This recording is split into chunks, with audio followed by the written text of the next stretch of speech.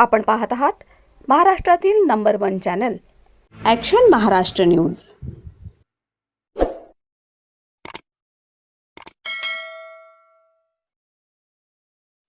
नमस्कार, action Maharashtra news चॅनलमध्ये आपलं सगळ्यांचं स्वागत आहे। डॉक्टरांकडे खंडणी मागणारा रेकॉर्डवरील सराईत गुन्हेगार लक्ष्मीनगर पोलिसांच्या जाळ्यात, कोयत्यासह अटक। डॉक्टरांकडे खंडणीची मागणी करून जीवे मारण्याची धमकी देणाऱ्या रेकॉर्डवरील सराईत गुन्हेगाराला लक्ष्मीनगर पोलिसांनी अवघ्या काही दिवसात अटक केली आहे। आरोपीकडून गुन्ह्यात वापरण्यात आलेला लोखंडी कोयताही जप्त करण्यात आला असून पुढील तपास सुरू आहे।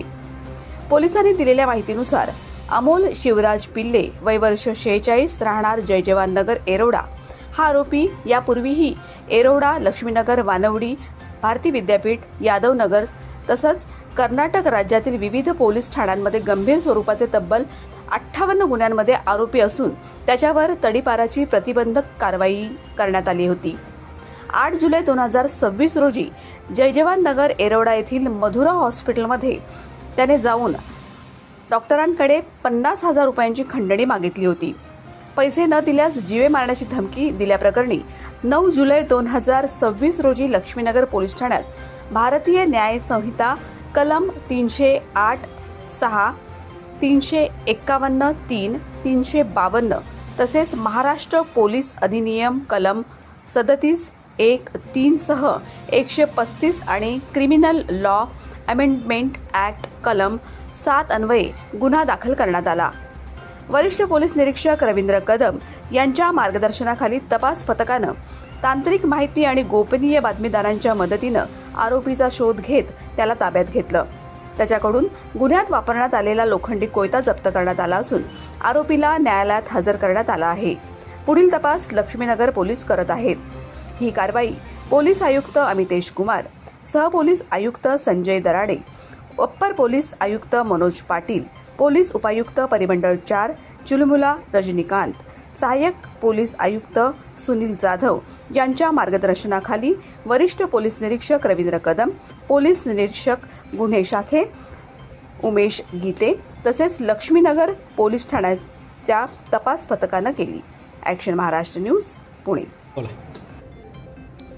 हा जो आरोपी आहे अमोल जीवराज पिल्ले, वय 47 वर्ष, राहणार जय जवान नगर, याच्यावर आम्ही पोलिसांनी वेळोवेळी कारवाई केलेली होती, प्रतिबंधक कारवाई केली। हा जेलमध्ये होता, 2 दिवसापूर्वी सुटून आलेला होता आणि 9 जुलै 2026 रोजी या गुन्ह्यातील फिर्यादी डॉक्टर सुभाष कोकणे यांनी आमच्याकडे तक्रार दिलेली की हा जो आरोपी आहे अमोल पिल्ले यांनी त्यांच्या हॉस्पिटलमध्ये जाऊन त्यांना कोयत्याचा धाक दाखवून 50,000 रुपये खंडणी मागितलेली आहे।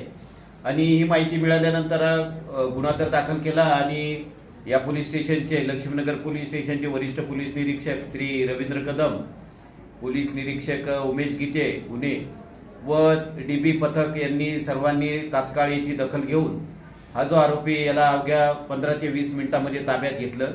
या आरोपी विरुद्ध 1997 पासून खून, खुनाचा प्रयत्न, मारामारी, जबरी चोरी, खंडणी या प्रकारचे विविध गुन्हे, शस्त्र हत्यार कायद्याप्रमाणे गुन्हे, याच्यावर प्रिव्हेंटिव्ह ॲक्शन केलेली, 4 वेळेस तडीपार केलेला आहे।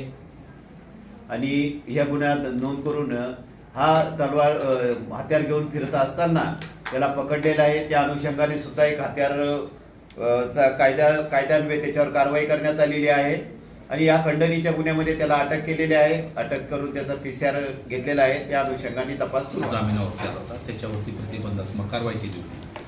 जे डॉक्टर जे आहेत हॉस्पिटलचे डॉक्टर सुभाष कोकणे त्यांनी येऊन सांगितलं की नमूदचा आरोपी गेले 2 दिवस आमच्या हॉस्पिटलमध्ये येतोय आणि त्याच्या पायाला जी दुखापत झालेली आहे त्याच्यावरती उपचार करा आणि पैसे देत नाही आणि धमकी देत आहे। त्याच्यामध्ये आरोपींनी 9 जुलैला जे डॉक्टर आहेत त्यांना कोयता लावला आणि 50,000ची डायरेक्ट त्यांच्याकडे मागणी केली। तर सदरचं ती घटना घडताच डॉक्टरांनी अजिबात वेळ न घालवता डायरेक्ट आमच्याकडे आल्याने त्यांनी सदरची माहिती आम्हाला सांगितली। सदरची माहिती आम्ही ताबडतोब ACP जैतापूर साहेब, DCP झोनपूर साहेब यांना दिली आणि ताबडतोब एक पथक तयार केलं। सदर पथकामध्ये API निखिल पवार आणि DBची संपूर्ण टीम होती। पथकाचं नेतृत्व उमेश गीते साहेब करत होते। एक मोजून 15 मिनिटांमध्ये तो आरोपी आम्ही ताब्यात घेतलेला पैसे। इथं न्यायालयामध्ये हजेरी करताना म्हणजे न्यायालयाने काय शिक्षा द्यायचं पुढं केलेले 60 गुन्हे दाखल असताना? बरोबर आहे. त्याच्यामध्ये जेव्हा आरोपीचा अभिलेख न्यायालयाने बघितला तेव्हा आरोपीला आम्ही 4 दिवसाची पोलीस कस्टडीची निर्माण केली होती, परंतु त्याच्यावर पहिल्यांदा 425चा गुन्हा दाखल केला होता. तर न्यायालयाने त्याला पहिल्यांदा त्या गुन्ह्यामध्ये MCR केला आणि त्याच्यानंतर दुसऱ्या दिवशी आम्ही त्याच्यावरती त्याला ट्रान्झिस्ट वॉरंट करून आम्ही त्याला ताब्यात घेतलेला आहे आणि 3 दिवस त्याला PCR दिलेला आहे. सर, येरोडा पोलीस स्टेशनच्या हद्दीमध्ये हा होता पहिले, त्यानंतर लक्ष्मीनगर पोलीस स्टेशनच्या हद्दीमध्ये हे धरले गेले. मग तिथं एवढे गुन्हे असताना ते कसं काय सोडण्यात आले? फिरत कसा होता तो? 2 दिवसापूर्वीच आलेला होता. त्याच्यावरती प्रिव्हेंटिव्ह ॲक्शन झालेली आहे. तर जामिनावर आलेल्या आम्ही त्याला हे करू शकत नाही, अडवू शकत नाही. सत्य बातमीसाठी बघत रहा ॲक्शन महाराष्ट्र न्यूज.